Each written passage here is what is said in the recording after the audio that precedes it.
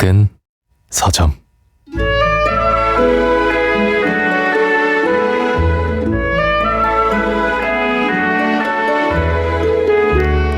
중국의 시인인 한폭은 어린 시절에 시를 짓는 방법에 속하는 것은 무엇이든지 배워서 모든 면에서 완벽해지고 싶은 엄청난 열망에 사로잡혀 있었다고 전해지지요.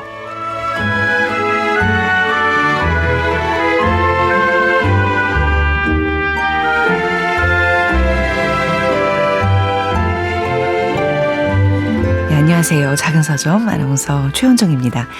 헤르만 헤세가 동화의 형식을 빌어 쓴 단편 시인의 첫 문장으로 열어봤습니다. 헤세는 인생 후반기에 동화 쓰기에 매진을 했다고 하는데요. 진정한 예술가가 되기 위해 고군분투하는 한 젊은 시인의 여정을 그린 이야기 시인은 잠시 후 장유진의 책갈피에서 살펴보고요. 자, 작은 서점 크루들의 특별한 큐레이션, 오늘 이 책도 만나보겠습니다.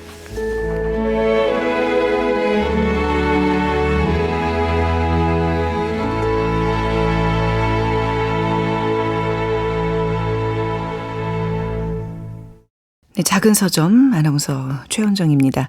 이번 한 주 작은 서점에서 마련한 책 선물입니다. 증언 한마디 작은 증거를 따라 내란 사건 전모의 길에 다가선다.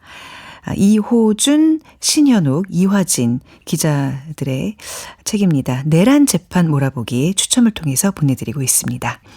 책 받고 싶으신 분들 이번 주까지 작은 서점 인스타그램을 통해서 신청을 해주시면 됩니다. 인스타그램에서 작은 서점 검색하시면 들어오실 수 있습니다. 작은 서점 참여 방법은요. 문자번호 샵9730, 짧은 문자 50원, 긴 문자 100원입니다. 모바일 플레이어 콩은 앱을 다운로드 받으시면 무료로 메시지 보내실 수 있습니다. 네, 우리 다독이님들이 보내주신 사연 하나 소개해드리고 가죠. 문자로 박용철님께서 방송을 듣다 보면 책 한 권을 오롯이 읽는 느낌이 듭니다. 이 밤에 조용히 침대에 누워서 귀 기울이고 있습니다 하셨는데 잠시 후 또 만날 책도 쉽게 누군가에게 추천을 받을 수 있는 그런 작품은 아닌 것 같아요. 기대해 주시기 바랍니다.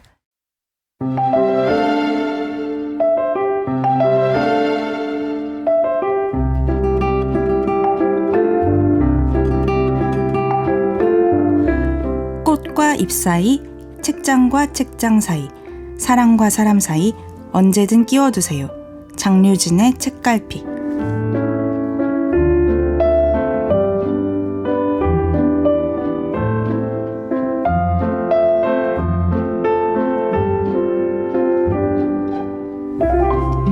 네, 장유진 작가님과 함께 하겠습니다. 어서 오세요. 반갑습니다. 네. 오늘 소개해 주실 작품, 사실 저는 이제 이렇게 책이 정해지면 우리 KBS 도서관이 제법 커요. 네. 거기 가서 이제 한번 찾아봐야지 했는데 없더라고요. 없어요? 네, 그래서 이제 뭐 인터넷 이렇게 여러 군 찾았다 이제 찾아서 겨우 봤는데 이렇게 또 사람들이 좀 어떻게 읽었나 좀 궁금해서 또 찾아보니 별로 얘기가 없어요. 아, 그래요? 네, 그래서 이거 굉장히 오늘 귀한 책을 오늘 보겠구나. 아니, 네. 주변에서 헤르만 헤세의 시인 아세요? 그럼 아는 사람 거의 없는 것 같아요. 그 뭔가 단편 중에서는 네. 그래도 조금 유명하다고 생각을 유명해요? 했어요. 그리고 굉장히 독특하다고 굉장히 저는 독특하죠. 어떻게 이런 책이 여러분 책갈피에서만 그러니까 작은 서점 책갈피에서만 저 그걸 지금 강조하고 싶어서 이런 좋은 소설 네. 소개받을 수 있습니다. 네, 뭐 우리가 오늘 접할 책은 또 대문호 헤르만 헤세 작품이에요. 네, 13년에 처음 발표된 작품이고 사실 여기 이 작품이 실린 책이 좀 독특한데 환상 동화집이라는 책에 수록이 되어 있어요. 그러니까 국내에도 환상 동화집이라는 이름으로 여러 네. 출판사에서 지금 번역이 되어 있습니다. 근데 환상 동화집이라고 돼 있지만 동화스럽지는 않은 것 같아요. 그렇죠. 아동용 동화는 아닌 것 같아요. 맞아요. 그래서 이름은 뭐 동화집이지만 네. 그 헤르만 헤세가 동화 형식을 빌려서 쓴 독특한 단편이랑 중편을 모은 작품집이고 네. 사실 그 원서는 75년에 그 헤세 연구자인 그 폴커 미에스라는 사람이 편집을 해서 그 독일어로 동화 라는 제목으로 출간을 했대요. 아. 그러니까 동화적인 형식으로 쓰여 있는 것만 모아서. 아, 그러니까 이게 지금 환상 동화집이라는 거는 헤르만 헤세가 장명한 제목이 아니군요. 네. 원래는 동화죠. 근데 한국인 출판사에서 환상 동화집이라는 제목으로 이제 완역 출간이 됐고, 네. 여기에 많은 단편 소설들이 수록이 되어 있는데, 그 뒤에도 얘기하겠지만 헤르만 헤세가 네. 그러니까 동양적인 어떤 생각 그리고 그런 배경 네. 그런 것들을 굉장히 네. 관심이 많아서 여기에서도 오늘 소개해드릴 시인 그리고 피리의 꿈이라는 소설도 뭔가 고대 중국의 그런 우화집에서 소재를 가져온 작품이라고 해요. 그래서 이런 동양에 대한 깊은 관심 여기도 반영이 되어 있다. 네. 아버지가 인도 선교사 맞아요. 네. 네. 그래서 이제 어릴 때부터 아무래도 관심을 가질 수밖에 없었고 사실 제가 이거를 골라온 이유도 네. 요즘 너무 핫해요. 우리 대한민국 네. 출판 시장에서 헤르만 헤세가 너무 핫해서 어디 오프라인 어디 서점을 가도 네. 온라인 서점 어디를 접속해도 그리고 그 뭐 구독 서비스 같은 데 가도 항상 베스트 상위에 시타르타가 차지를 하고 있더라고요. 네. 그래서 시타르타랑 어떻게 보면은 요소를 공유하고 있는 헤르만 헤세의 어떤 그 동양 사상에 대한 관심. 요 시인도 짧게 네. 아주 빠르게 읽을 수 있습니다. 몽환적인 그런 느낌? 헤르만 헤세에 대해서 조금 더 그래도 얘기를 해주세요. 네, 맞아요. 네, 헤르만 네. 헤세는 독일계 시리스 작가이자 네. 시인이기도 하고 또 화가이기도 했다고 해요. 그래서 원래는 독일 남부의 그 개신교 선교사의 아들로 태어났는데 처음에 이제 기숙 그 신학교에 입학을 했는데 적응하지 못하고 탈출을 했다고요. 탈출이요? 네. 근데 그때 네. 이유가 야 이것도 연관이 있습니다. 이번 작품과 시인이 되지 못하면 나는 아무것도 되지 않겠다. 딱히 주인공인데요? 그렇죠. 그리고 뭐 헤르만 헤세의 작품 너무 대표작이 많지만 수레바퀴 아래서 네. 또 대표작이잖아요. 그래서 이 수레바퀴 아래서에서도 이 경험이 반영이 됐고 그래서 자전적 소설이다 이렇게도 많이 얘기를 하고요. 이후에 서점 점원으로 이렇게 우리 작은 서점 같이 네네. 일하면서 글쓰기를 시작했고 이제 여러 소설들을 썼죠. 뭐 데미안 시타르타 그리고 황야의 일이 그리고 유리알 유희라는 작품 뭐 노벨 문학상을 받았어요. 46년에. 네. 노벨 문학상은 어쨌든 작품에 주는 건 아니지만 네. 유리알 유희로 받았다. 이렇게 많이 얘기가 되고 있고 그 선교사 가정에서 자랐는데 그 외삼촌이 불교 연구의 권위자였다고 해요. 그래서 더욱더 이렇게 뭔가 불교적인 색채들이 짙군요. 네, 맞아요. 그래서 동양 사상에 관심을 많이 가졌습니다. 네. 자, 그러면 이제 오늘의 소설, 시인 얘기를 좀 본격적으로 해보겠습니다. 줄거리 요약이 되나요? 너무 간단하지 않아요, 사실? 맞아요. 네네. 간단해요. 근데 왜냐면은 이제 어떤 우화에서 빌려온 줄거리니까 네. 그 고대 중국을 배경으로 합니다. 네. 그래서 황하강 유역에 이게 한푹이라고 번역이 되기도 하고 한옥이라고 번역이 되기도 해요. 제가 읽은 버전에서는 한옥이라고 되어 있어서 네. 한옥으로 하겠습니다. 한옥이라는 청년이 살고 있어요. 그러니까 20살 정도 된 되게 단정하고 겸손한 청년인데 똑똑하고 이미 뛰어난 시를 써서 이제 고장에서 이제 유명해요. 네. 문인들 사이에서 유명합니다. 부모님도 되게 좋으시고 다정하게 해주시고 심지어 굉장히 덕이 있고 덕만 있는 게 아니에요. 미모까지 아름다운. 네. 다 갖췄어요. 네. 네. 혼약까지 다 맺어놓은 상태예요. 그러니까 사실 겉으로 보기에는 이 사람은 다 가진 남자. 아무것도 부족할 게 없고 심지어 어려요. 장래가 창창하죠. 네. 근데 또 이러면 이야기가 진행되지 않죠. 원래 행복하면 이야기가 진행되지 않아요. 결핍이 있어야 돼요. 서사는 이제 결핍에서 시작이 되는 것 같은데 이 한옥의 마음속에는 그 완벽한 시인이 되고자 하는 그 열망이 자리하고 있는 거예요. 근데 어느 날 저녁에 강가에서 등불 축제가 막 일어나거든요. 네. 그래서 이 등불 축제가 너무너무 아름답게 묘사가 되는데 이 부분을 한번 낭독을 해볼게요. 저 지금 딱 버전이 좀 다르긴 하지만 네. 언젠가 이 세계를 완벽한 형태의 시 속에 그려넣는 일에 성공하고 싶다는 그 부분 네. 나도 이거 한번 읽어봐야지 하고 이게 하는데 딱 그 부분이네요. 역시. 그러니까 이제 정말 내가 관조하는 모든 것들을 시의 언어로 네. 표현하고자 하는 이 근데 시인의 내가 꿈. 내가 그거를 지금 못 하고 있으니까 네. 되게 행복하고 아름다워도 나는 아무리 좋은 곳에 있어도 완전 행복할 수만 없는 사람이구나. 네. 난 이거를 써야 행복할 수 있는 사람이구나. 좀 공감이 됐어요. 사실. 사실 좀 작가의 마음도 그렇지 않나요? 그렇죠. 그쵸? 네. 헤르만헤세 본인의 마음이기도 할 거고. 아니 본인의 이제 우리 장윤지 작가님 같은 저의 마음이기도 하죠. 사실 글을 안 쓰고 사는 삶이 제일 편하고 행복해요. 네. 왜 굳이 글을 써요? 네. 제가 문화센터 다니면서 거기 다 그런 사람들 모여 있잖아요. 네. 그랬을 때 그 문화센터 선생님이자 소설가셨던 분이 한 말이 있어요. 그냥 이거 환자라고. 네. 글 쓰는 열병은 그냥 뭐 그 랜덤으로 주어지는 병이라서 네. 어쩔 수 없이 어떻게 치료할 수 있냐? 네. 쓰는 수밖에 없다. 그래서 그러게요. 너무 공감이 됐고. 세상에 희노애락을 그냥 몸으로 부딪히면서 살아도 되는데 이걸 굳이 언어로 담아서 사람들과 그렇죠. 공유하고 싶어하는 이 작가들의 마음이 좀 그 작가뿐만이 느껴지는. 아니라 저는 어떤 예술가들은 다 맞아요. 이런 마음을 그러네요. 공감할 것 같아요. 네. 그 도구가 언어가 됐든 음악이 됐든 그렇죠. 그렇죠. 실현을 해도 이거를 빨리 가사로 써야겠다. 이 생각을 하고 네. 요거랑 너무 어울리는 재미있는 얘기 하나 해드릴게요. 네. 제 친구가 드라마 PD예요. 네. 드라마 PD인데 지금은 결혼해서 잘 살고 있습니다. 근데 이런 일을 겪은 거예요. 전 남자친구 네. 집에 들어갔는데 네. 문이 열었는데 정말로 다른 여자가 있는 거예요. 어. 드라마처럼. 그래서 문을 닫고 나오면서 와 이게 나한테 일어난다고 했는데 그때 무슨 생각을 했는지 아세요? 그 사람도 글을 쓰는 사람일 거 아니에요. 드라마 각본을 쓰고 연출을 해야 되고 어쨌든 나를 표현하는 네. 창작을 직업을 가진 사람이니까 이 감정 잠깐만 잘 기억해서 나 대본에 써먹어야겠어. 이러면서 계속 이 감정 그래 이런 느낌이고 이렇게 심장이 벌렁거렸지. 본인의 그 불행과 분노 이거를 네. 또 작품으로 승화시킨다고요? 내 정말? 표정이 그때 이랬지. 그래서 나 이거 잠깐 기억해야지. 네. 잊지 말아야지. 이 생각을 했다는 거예요. 그러게. 그건 마음이 아프다. 그럴 수밖에 네. 없는 종류의 네. 맞아요. 인간이 그러나 있다는 봐요. 거죠. 네. 그래서 근데 그 축제에 막 약혼녀도 있어요. 근데 나 이럴 수밖에 없구나. 근데 그때 나뭇가지 스치는 소리가 들리면서 여긴 동화 같아요. 네. 나무에 기대서 또 보라색 옷을 입고 있어요. 네. 보라색 옷을 입은 노인이 왠지 머리 하얄 것 같지 않아요? 네, 네. 나타나서 딱 서 있어요. 인사를 하니까 시 구절을 읽는데 너무 놀란 거예요. 네. 내가 아까 너무 표현하고 싶은데 표현하지 못해서 우울했던 그걸 모든 걸 완벽한 형식으로 표현한 시를 그 노인이 쫙 읽는 거예요. 소름이 돋죠. 당신은 누구냐라고 하니까 나는 저 북서쪽 산맥 큰 강이 시작되는 곳에 살고 있는데 내 이름은 이게 굉장히 특이합니다.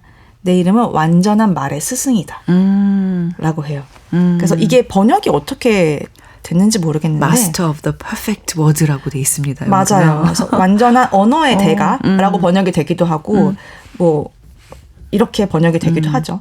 그래서 다시 축제로 가요. 네네. 근데 계속 그 완전한 말의 스승이라는 이름을 가진 그 노인의 목소리가 네.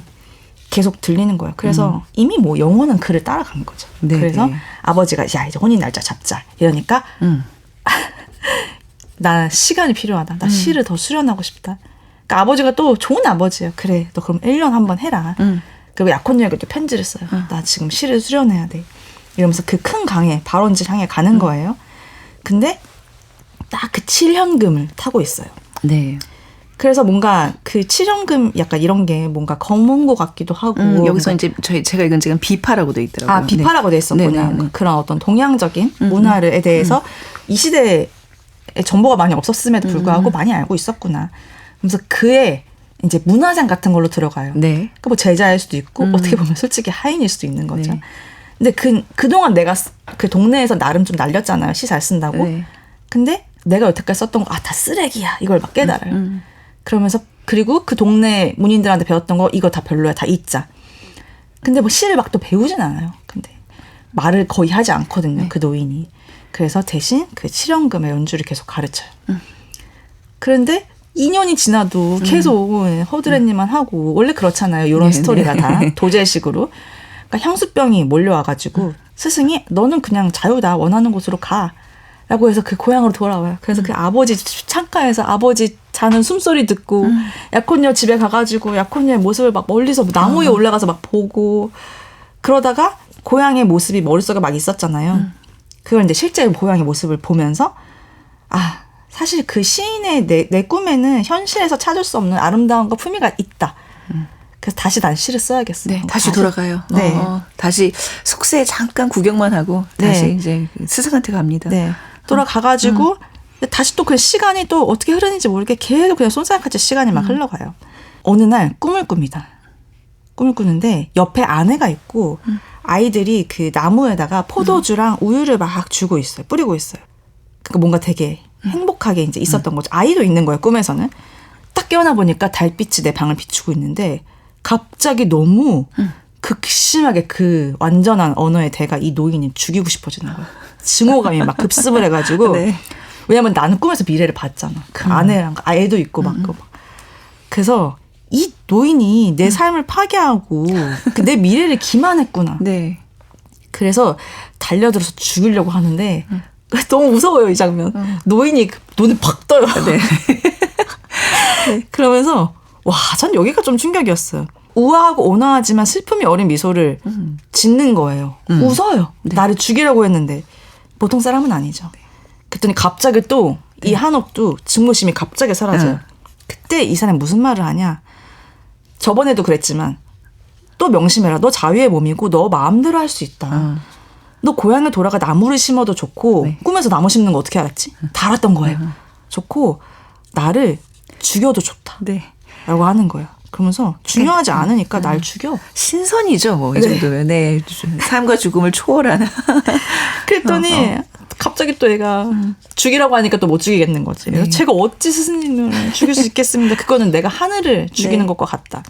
그래서 다시 그 연주를 배우고 비파 연주를 배우고 네. 피리 부는 거 배우고. 네, 나중에 뭐 하프도 배우지 않아요? 맞아요. 그러니까 그냥 이렇게 시간이 네. 계속 그냥 번바람에 흔들리듯이 계속 흘러가요. 그리고 시를 또 쓰죠. 네. 그냥 자기가 쓴 시 속에는 처음에는 그러니까 막 버드나무가 어떻게 예쁘게 흔들리는지 막 이런 거 썼잖아요. 근데 그런 것만 담겨 있는 게 아니라 이 세계가 완전한 음악으로 화음을 이루고 있다. 그러니까 음악을 계속 들었던 이유가 있었던 네, 거예요. 네. 그래서 누구나 그걸 들으면 내가 사랑하거나 증오하는 것을 떠올리고 즐거워하거나 혹은 고통스러워할 것이다. 소녀는 놀이를 떠올리고 청년은 애인을 떠올리고 네, 노인은 네. 죽음을 생각할 것이다. 이 어떤 진리 같은 걸 깨닫는 거죠. 네. 그리고 어느 날 마지막에 그냥 고향으로 갑니다. 네. 고향 마을로 간 마지막 장면이에요. 우리가 왜 흔히 시와 음악은 태초에 한 몸이었다는 얘기를 하잖아요. 맞아요. 어떤 그런 메시지를 주려는 걸까요? 계속 그 비파, 뭐 피리, 하프 여기에 그 굉장히 수련에 굉장히 중점을 두면서 끝에도 이게 음악으로 끝나더라고요. 맞아요. 제목은 시인인데. 그러네요. 근데 이게 뭔가 한 바퀴 도는 구조잖아요. 그래서 처음에 강불 축제로 시작을 했다가 네, 네. 거기서 이제 노인을 만나고 다시 돌아왔는데 그 축제랑 이 축제랑 같은 어떤 윤회적인 사상 뭐 이런 그렇죠. 것도 있나요? 그렇죠. 헤세는 이런 어떤 이야기 구조 이걸 통해서 무슨 얘기를 하고 싶었던 거죠? 네. 그러니까 뭔가 어떤 그 사실 그 예술이 어떤 건지 제목이 시인이잖아요. 그러니까 네. 시인이란 말에는 그 예술가라는 말이 포함이 된 것 같아요. 그래서 네네. 어떤 예술적 완성을 향해서 어떻게 달려가는지 그리고 제일 중요한 거 삶과 그 예술 사이의 긴장감. 그렇네요. 그러니까 뭔가 마지막에 물 위에 비친 등불이랑 실제 등불이 구별이 안 되고 네. 또 내가 처음 떠났던 그 등불 축제랑 지금 이 등불 축제가 구별이 안 되고 그래서 뭔가 예술을 통해 포착한 삶이 반영이 된 거잖아요. 예술에는 삶이 반영이 된 건데 이게 또 구별이 될 수 있을까? 네. 그리고 이게 진실하고 아름답지만 시간을 초월해서 남는 거는 또 예술이지 않을까? 그러니까 뭔가 이게 예술과 삶의 그 긴장이 있지만 네, 이게 서로 다르지 않고 그리고 또 하나는 뭔가 이걸 하기 위해서 이 대가를 치렀잖아요. 이 한옥이라는 사람이. 본인의 삶을 다 버린 거죠. 그쵸. 네, 부모와 약혼녀가 다 떠났잖아요. 맞아요. 그래서 마냥 예술이 최고야, 뭐 예술이 최고 양만적인 거고 다 이걸 지향해야 돼 이게 아니라 네. 그걸 보여줌으로써 뭔가 이 예술의 길에 대한 그러니까 양면적인 걸 가지고 있는 그런 어두운 것도 전 동시에 보여줬다. 이 네. 고독과 상실. 그 점이 이게 되게 짧지만 예술에 대해 진짜 여러 가지를 말하고 있구나. 라는 생각이 들었어요. 네. 헤세 본인이 항상 고민했던 어떤 예술이라는 그 철학적인 사고가 좀 반영됐다고 봐야 될까요? 그렇죠. 본인의 이제 삶이 그 신학교 탈출하면서 난 시인이 되지 않으면 아무것도 안 되겠어.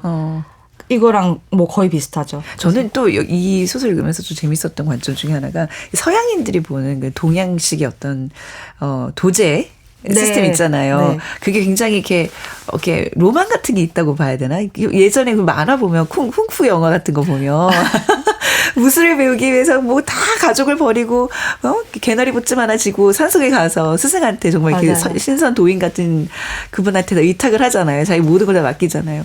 그런 느낌이 또 들었거든요. 근데 이런 거를 굉장히 많이 묘사를 하는 것 같아요. 서구 문화에서 동양 문화를 바라볼 때는. 다 장점과 단점이 있는 것인데 네. 예전에 뭐 그 미국 오바마 대통령도 한국의 교육을 배워야 된다 이러고 얼마 전에 본 그 PTA 감독의 원배트 레프트 어나더에도 그 막 혁명군을 이제 막 숨겨주고 하는 그런 사람들이 그 약간 말씀하신 그런 동양의 그런 선생과 그쵸? 제자 사이의 관계, 네. 도제식 이런 것들에 대한 어떤 로망이 있는 것 같습니다. 네, 이게 굉장히 아까 몽환적이라 그러면서 저는 그냥 몽환적으로 이렇게 읽었는데 또 얘기를 나눠보니까 그 부분에 어떤 깊이 있는 철학이 담겨 있는 그런 작품이에요. 네, 이게 마냥 동화가 아니에요. 혹시 현실까지 녹여냈잖아요. 환상 동화집의 다른 편들도 좀 이런 느낌일까요? 네. 다 이런 느낌. 정말 뭐랄까 동화지만 아이가 보면은 사실 이해하기 힘들고 정말 어른을 위한 동화라는 느낌이 들어요. 네. 그래서 여기에 요 바로 다음에 실린 피리의 꿈도 약간 그런 중국 이런 동양적인 배경을 그거 아세요? 있습니다. 장유 작가님이 항상 이렇게 어떤 책의 단편 한 편을 우리가 이제 소개받잖아요. 그럼 그 책을 온전히 우리는 이제 사서 읽잖아요. 네. 그럼 계속 쌓이는 거예요. 이거 나 맞지 다 읽어야 되는데 다 읽어야 되는데. 그래서 뭐 숙제처럼 쌓이는데 나중에 그래도 요거 말고 요거는 한 번 더 읽어보세요. 좀 몇 개 찝어주시면 조금 시간 절약이 될 것 같아요. 맞아요. 네, 아까 말씀드린 제가 안 그래도 사실 써왔어요. 그래요? 네. 좋아요. 네. 그래서 뭐 피리의 꿈, 그리고 난쟁이, 아우구스투스, 네. 다른 별에서 온 이상 야릇한 소식. 이게 있네요. 근데 네. 피리의 꿈은 지금 제가 구입한 책에는 없어요. 그래요? 네. 아무튼 알겠습니다. 그러면 제가 그거 골라서 또 한번 시간 날 때 읽어보도록 하겠습니다. 네. 재밌네요. 이 소설과 어울리는 노래 골라오셨어요? 또 기가 막힌 거 골라왔습니다. 기대하게 되네요. 네. 이게 등불 축제 강물에 비친 등불을 보면서 다 끝나잖아요. 예. 이게 비친 건지 실제 등불인지 구별이 안 가고 류이치 사카모토의 아쿠아. 이걸 들으면 뭔가 일렁이는 그 물 같은 게 떠오르거든요. 물결에서 보이는 그 윤슬 반짝반짝이는. 맞아요. 그래서 요 소설 생각하시면서 딱 들으면서 주무시면 딱 좋을 것 같습니다. 알겠습니다. 자, 단편 소설의 정말 즐거움을 알려주는 코너 장유진의 책갈피 헤르만 헤세의 환상 동화집 가운데 시인 소개해드렸습니다. 저 추천곡 들으면서 인사 나눌게요. 장유진 작가였습니다. 감사합니다. 감사합니다.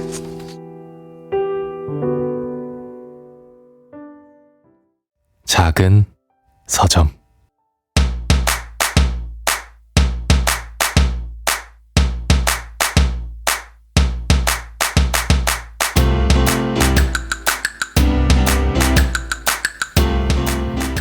작은 서점 크루들이 세심하게 고른 보석 같은 책을 소개해드립니다. 오늘 밤을 위한 특별한 큐레이션, 오늘 이 책.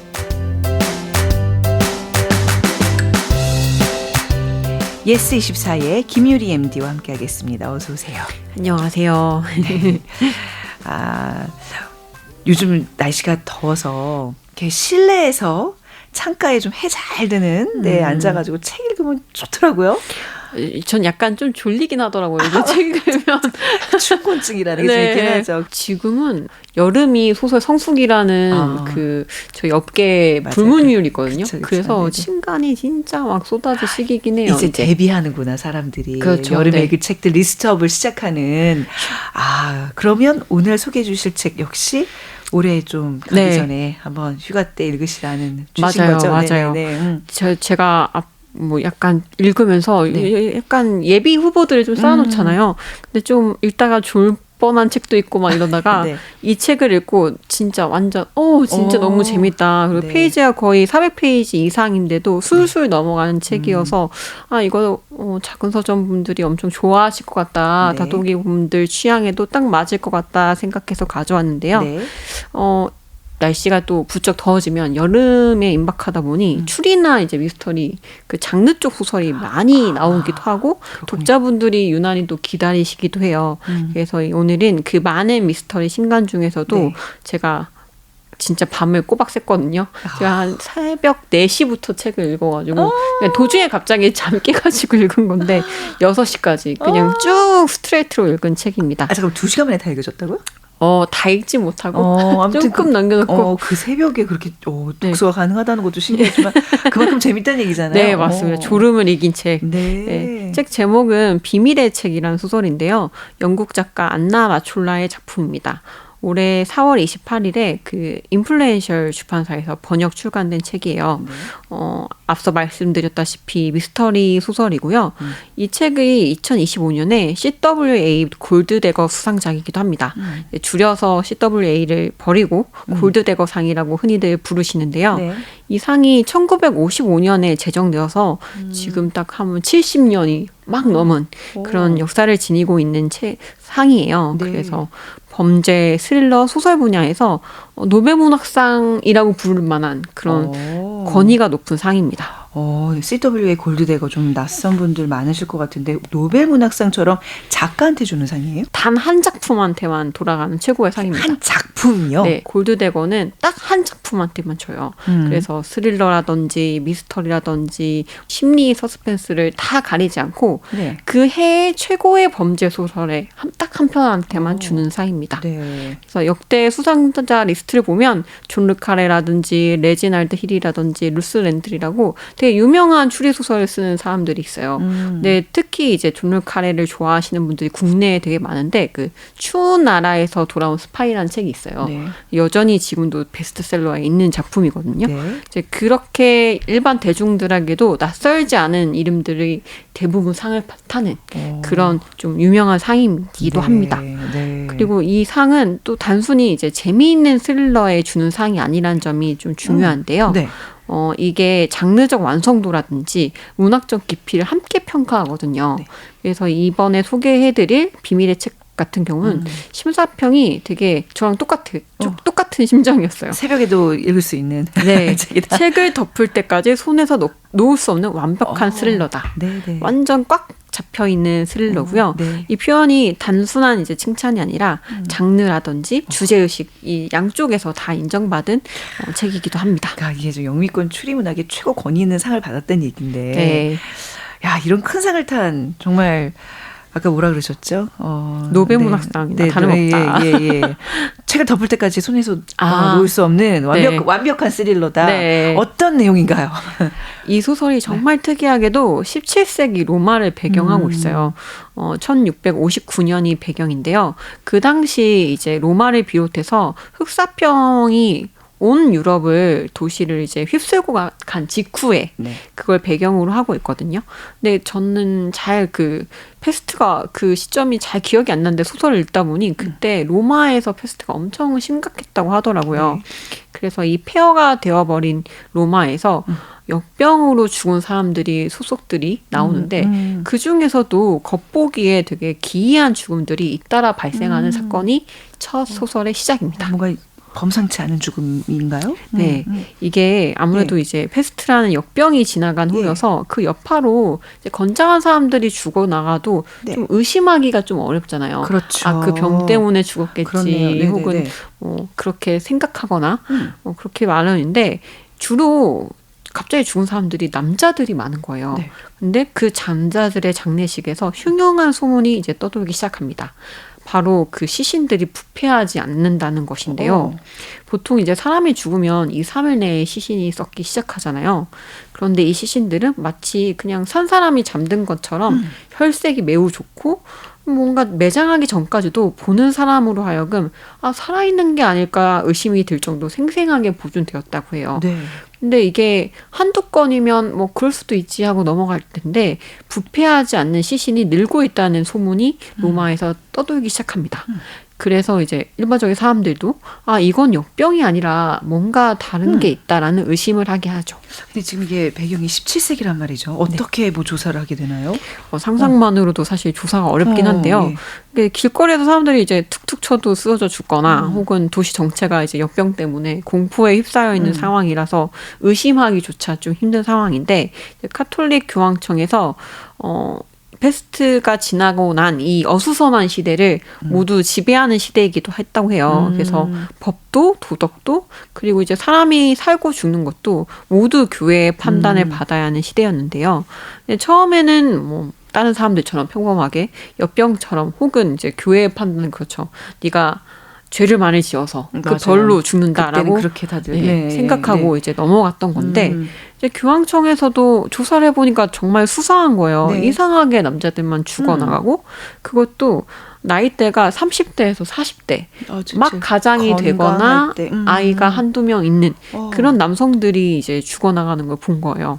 그래서 이 소설은 이 죽음들을 조사하기 위해 2명의 화자들을 내세우는데요. 이제 첫 번째는 스테파노라는 이름의 젊은 수사 판사입니다. 네. 이제 이 사람은 교황청의 명을 받아서 이 죽음들을 쫓아가서 조사하는 남자인데요. 네. 로마가 이제 대대로 이제 신분 사회이긴 했는데 스테파노의 경우에는 귀족 집안 아들은 아니지만 자기 형들이 되게 훌륭하게 사회생활을 하는 사람이었어요. 그래서 자기 형들처럼 뭔가 성공하고 싶어하는 야망이 있고 법의 존재에 대한 그 법의 가치를 믿는 사람인데요. 이제 스테파노한테 은밀히 교황청에서 사람을 보내서 네가 조사해줬으면 좋겠고 네가 유망한 청년이라는 거 알아 하면서 약간 기대를 부풀어 오르게 해요. 네. 그래서 그 기대를 저버리지 않기 위해 열심히 조사를 시작하는데요. 네. 그가 보기에 이제 피해자들의 공통점이 있는 거죠. 공통점을 찾았어요. 네. 네. 모두 목과 위장에 극심한 고통을 호소했고 갈증과 구토가 매우 심했다고 합니다. 네. 그리고 게다가 이제 장례식장에서 시신을 본 모든 사람들이 시신들이 되게 얼굴이 발그레했다고 증언했고요. 무슨 약물 중독인가 뭐죠. 아무튼 이 지금 스테파노라는 사람은 수사관 역할을 하는 사람이에요. 네, 네네. 그때 이제 로마 시대 판사들은 직접 수사도 했다고 하더라고요. 네. 그래서 수사관 같은 역할을 하고 있습니다. 그리고 소설에서 또 두 번째 시점이 나와요. 네. 이 두 번째 시점은 지롤라마라는 여인을 중심으로 이제 여러 여성들의 시점이 번갈아 가면서 나오는데요. 이제 주인공인 지롤라마는 로마 서쪽 강변에서 큰 약초 정원을 가꾸면서 살아가는 사람이에요. 근데 이제 뭔가 캐릭터가 현명하면서도 불의를 참지 못하는 캐릭터가 나오거든요. 그럼 이 지금 스테파노와 지롤라마 두 사람이 만나나요? 뭔가 이렇게 둘이 만나서 협작을 하면서 범인을 찾아내나요? 그랬으면 좋겠지만 사실 모든 소설들은 대부분 그렇거든요. 한 명의 이제 범인을 찾기 위해서 뭔가 2명의 협력자가 만나는 스토리로 되는데 그러면 좋겠지만 되게 이 둘은 처음부터 노인 환경이 너무 달라요. 네. 그러니까 예를 들면 스테파노는 미래를 촉망받는 로마의 남성이자 어떻게 보면 가장이 될 사람이고 또 절대 권력인 교황청에서 조사를 할 수 있는 권한을 준 그리고 받은 명예로운 위치에 놓여 있는 사람인 거죠. 네. 근데 시대가 17세기잖아요. 그 당시 여성의 삶은 정말 매우 비참했는데요. 당시 로마에서도 도심인데도 불구하고 결혼을 하면 법적으로 남편의 소유물이나 다름이 없었다고 해요. 지참금을 전달해 줘야 할 뿐더러 남편이 아내를 폭행해도 법이 개입하지 않았다고 합니다. 네. 그래서 소설 속에 이런 구절이 나와요. 로마에서는 어떤 경우 남편이 아내를 죽여도 된다. 뭐 순간적인 격정에서 비롯된 행위라면 죄가 되지 않는다. 네. 이런 구절이 나오거든요. 실제로 로마에서 17세기에 그랬다고 합니다. 그랬었군요. 그러면 지금 지롤라마가 혹시 지금 말씀하신 게 남편에게 혹시 뭐 폭행을 당하면서 살았던 그런 캐릭터인 건가요? 네, 이게 뚜렷한 이야기를 처음부터 시작하진 않는데 과거가 계속 회상되거든요. 자신의 상처를 본다거나 뭔가 폭행당한 어두운 기억을 떠올리는 시점이 나오는데 안타깝게도 첫 번째 남편한테 매우 강하게 학대를 당했다고 해요. 그래서 이렇게 이제 지롤라마처럼 당시 로마 여성들은 남편한테 맞아 죽어가면서도 도망칠 곳이 없었다고 해요. 네. 네, 그리고 자기의 친정으로 가봤자 다시 남편한테 보내지고 네네. 혹은 교회에 가서 신부님한테 고해성사 겸 말을 해도 참고 살아라라는 대답을 들어야 하는 시대였다고 합니다. 근데 이런 상황에서 실제로 역사 속에서 있었던 사건이 이 소설의 토대가 되는데요. 네. 아쿠아 토파나라는 사건입니다. 실제 있었던 사건이라고요? 아쿠아 토파는 처음 들어보는 건데, 근데 아무튼 이게 지금 역사 실제 있었던 일들을 기반으로 한 미스터리 소설이라는 얘기군요. 네, 많은 부분 픽션으로 가져오긴 했지만 실제로 있었던 사건의 상상력을 가미해서 만든 네네. 작품인데요. 소설에서 실제로 이제 등장인물들이 아쿠아 토파나 사건을 언급하기도 해요. 그러니까 예를 들어서 스테파노가 수사를 막 진행하고 있는데 부하 직원이 이 수상한 죽음들을 보면서 이렇게 말을 해요. 이 사건들은 시칠리아에서 30년 전에 있었던 아쿠아 토파나 사건이랑 비슷한 것 같다고. 근데 여기서 이제 아쿠아가 이탈리아어로 물이라는 물. 뜻이잖아요. 네. 예. 이 사건이 실제로 물처럼 생긴 독살 스캔들이거든요. 그러니까 누군가가 무생우치의 독약을 만들어서 네. 여주인들한테 팔았고 그 독약을 산 여성들이 남편한테 먹인 거죠. 근데 역사의 기록에 따르면 이 독에 의한 사망자가 총 600명이 넘는 걸로 나옵니다. 제가 아까 얼핏 독약, 뭐 독살을 약간 지금 네. 제 추론이 맞았어요. 맞습니다. 예리하게. 아니, 이게 지금 실화였다니까 지금 계속 또 놀라운데요. 네. 더 막 몰입을 하게 되는데요. 네. 그래서 사실 역사책에는 이 사건이 되게 짧게 몇 줄로 기록되어 있고 이 독을 팔고 산 여자들은 악녀들로 기록되어 네네. 있어요. 근데 오늘 소개해드리고 있는 이제 비밀의 책은 그 몇 줄 뒤에 있는 30년 후의 이야기를 이제 픽션으로 써낸 책인 거죠. 그래서 역사 속에서는 이 여성들이 다 모두 처형당했다고 나오거든요. 네. 근데 이제 작가인 안나 마촐라는 생각하는 거죠. 그 여자들이 정말 악녀였을까? 한번 이 여자들의 후회가 있었다면 어떤 삶을 살았을까? 이런 상상력에서 시작된 소설입니다. 그러니까 두 시점으로 이렇게 진행이 된다 그러셨잖아요. 네. 그 지롤라마가 독약을 제조하는 사람이에요? 네, 맞아요. 지올라마가 사실 대외적으로는 점성술사이자 이제 네. 미래를 볼 줄 아는 능력을 가진 사람이자 약제사로 활동했고 실제로도 그런 점성가라든지 여선지자라는 별칭이 있었다고 해요. 그리고 굉장히 영리한 사람이었는데 이제 귀족들을 상대로 미래를 예견하기도 하고 귀족들이 아끼는 잃어버린 물건을 찾아주는 일도 탐정처럼 마치 네네네. 했던 거죠. 그리고 특히 귀족의 살롱에 어울리는 복장이나 품행으로 친분도 쌓기도 하고 친한 귀부인한테는 자기의 마차를 빌려주기도 했어요. 네. 이렇게 이제 상류층 인맥을 유지하면서 네. 동시에 가정폭력에 시달리는 여성들의 네트워크를 운영하기 시작한 거죠. 근데 폭력은 정말 신기하게도 아주 가난한 곳에서도 시작되지만 상류층이라고 상류층도? 피해갈 수는 없었던 모양입니다. 그렇군요. 그러면 지금 독을 지금 제조를 하는 그 사람들 입장에서 어떤 근거로 이렇게 전달을 하나요? 지롤라마의 네. 원칙이 있는데 네. 자신이 독을 주는 여성들을 직접 보기도 하고 그거 안 된다면 대리인을 통해서 상태를 점검하는 건데요. 아까 뭐 폭행 여부를 검사한다는 거예요? 네.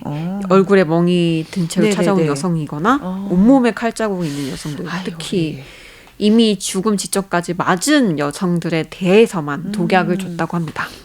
그런데 지롤라마를 도와주는 친구 중에 한 명이 반나인데 이 반나가 스테파노한테 결국엔 잡혀 들어가요. 그러면서 절대로 발설하지 않을 것 같은 반나가 어쩔 수 없이 발설하게 되면서 서로의 존재를 알게 됩니다. 이렇게 이제 두 사람이 간접적으로 이제 만나게 되는 거군요. 근데 이제 그 판사 입장에서는 당연히 범죄인데 여성들 입장에서는 이게 생존을 위한 정당방위라고 해야 될까요? 그렇잖아요. 그렇죠. 이 두 맞아요. 가치가 굉장히 충돌하는 이야기네요. 네, 그래서 스테파노도 명예로운 남성의 위치에 한다고 했잖아요. 네. 근데 그렇게 단순한 또 인물은 아니에요. 왜냐하면 이제 형들처럼 완전히 성공한 케이스는 아니고 미래를 촉망받는 청년이기 때문에 형들의 좀 차별적인 발언이라든지 이런 걸 계속 의식하면서 살았던 친구이기도 하고 자기들에겐 또 누이가 있거든요. 네. 그래서 누이들하고 함께 지냈던 사람이라 뭔가 여성을 소모품처럼 대하는 당대 문화에 본능적인 거부감을 계속 느끼고 있었습니다. 네. 근데 수사를 진행할수록 내가 뭔가 지금 내가 원하던 대로 정의를 실현하고 있는 건가? 그렇죠. 아니면 이 교황청이 지배한 체제의 폭력에 협조하고 있는 건가를 이제 고민하게 되는 거죠. 그러니까 이게 독약을 팔고 쓴 여자들을 잡아가야 되는 게 이제 인데 이게 과연 이제 진정한 정의인가라는 생각을 하게끔 하는군요. 이 소설 내에서 지금 계속 읽다 보면. 그래서 이제 소설 중반부에 가면 스테파노가 그 피해자 중 한 여성의 몸을 검사한 이제 자신의 친구한테 이런 말을 들어요. 근데 그 친구가 의사였거든요. 근데 그 여성을 보니까 온몸에 흉터투성이었다. 불에 탄 자국에 칼자국도 있었다. 이게 정말 가해자의 모습이 맞느냐라는 질문을 듣게 됩니다. 그 말을 듣고 스테파노가 이제 식사를 갔는데 밥이 넘어가지 않는 장면이 나와요. 뭔가 이제 스테파노가 항상 음식을 먹으면서 좋아하는 장면이 앞에 나오는데 그러면서부터 약간 법의 논리가 그만의 법의 논리가 무너지는 순간들이 그려지기 시작하는 거죠. 이 책 제목이 비밀의 책이잖아요. 뭐가 이게 풀리지 않는 어떤 비밀이 계속 뭐가 나오는 건가요? 비밀이 왜 들어가죠? 이 비밀의 책이 사실은 그 아쿠아 독약의 제조법이 담긴 기록이에요. 독약 제조 책이군요. 비밀의 책이라며. 그리고 독약의 제조법만 담긴 것이 아니라 관련된 모든 사람들의 이름을 넣어놓습니다. 이 독약을 구한 사람들의 이름 혹은 그들이 처했던 상황 이제 기록을 한 거죠. 그러니까 어떻게 보면 역사가 지운 여성들의 목소리가 담긴 책이 비밀의 책으로 나옵니다. 근데 사실 이게 일종의 맥거핀이자 약간 이야기를 끌고 나가는 장치로 되게 중요하게 나와요. 그래서 모든 수사관들이 이 비밀의 책을 찾아 나섭니다. 그래서 이걸 보자마자 비밀의 책이 이 책의 제목이자 어떻게 보면 이게 여성들의 숨겨진 기록들이라는 중의적인 의미가 담겨져 있는 책인 거죠. 책 제목 그 설명을 듣고 나니까 굉장히 잘 지었다라는 생각이 드네요. 맞아요. 그리고 또 좋은 소설의 특징인데 뭔가 이야기의 칭의가 제목에도 잘 드러내기도 해요. 그래서 뭐 억압된 범죄의 증거이면서도 동시에 억압된 존재들의 기록이기도 하고 그리고 또 이 기록이 발견됐느냐 아니면 숨겨지느냐에 따라 이 사람들의 운명과도 연결이 되기도 하잖아요. 그래서 이제 소설의 후반부를 보면 지롤라마가 이런 이야기를 해요. 내 인생이 여기 있으니까 그리고 자기의 도움을 필요로 하는 여자들이 여기 있고 나는 이들을 그대로 버릴 수 없다. 난 도망치지 않겠다. 라는 좀 의리 있는 악녀의 모습을 또 볼 수 있는데요. 근데 지롤라마가 잡히는지 안 잡히는지는 말미에 이제 가야 하거든요. 끝까지 안 잡힐 수도 있어서 얘기 안 하실 거잖아요. 근데 이게 이렇게 단편적으로 줄거리로 이야기되면 뭐 악녀가 있고 혹은 독이 지어졌고 막 되게 단순한 플롯 같은데 읽으면 읽을수록 겹겹이 뭔가 과거와 현재 왔다 갔다 하면서 좀 꼬이게 되고 진정한 범인은 누구인가를 좀 고민하게 되는 측면이 있습니다. 그러니까 아까 지금 뭐 추리소설 미스터리물 쪽 장르라고 하셨는데 비밀의 책은 또 한편으로는 역사를 배경으로 하는 역사 소설이기도 하고 여성의 서사를 담고 있네요. 이 책 어떤 독자들한테 추천하고 싶으세요? 사실 스릴러가 약간 남성 독자들이 많아요. 그래서 그 남성 독자분들한테 한 번쯤 여성의 서사 시점에서 보면 또 색다른 게 보여서 재미있을 거라고 강추 드리고 싶고 또 역사소설 좋아하는 분들도 남성분들이 많거든요.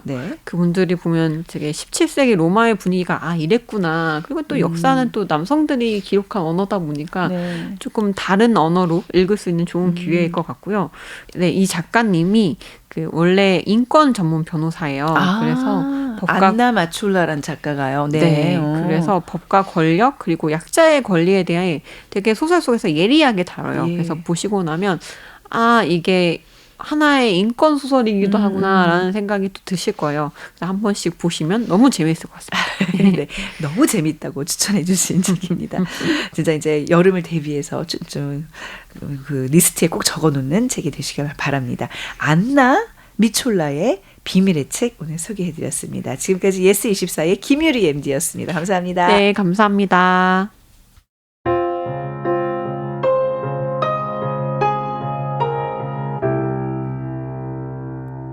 작은 서점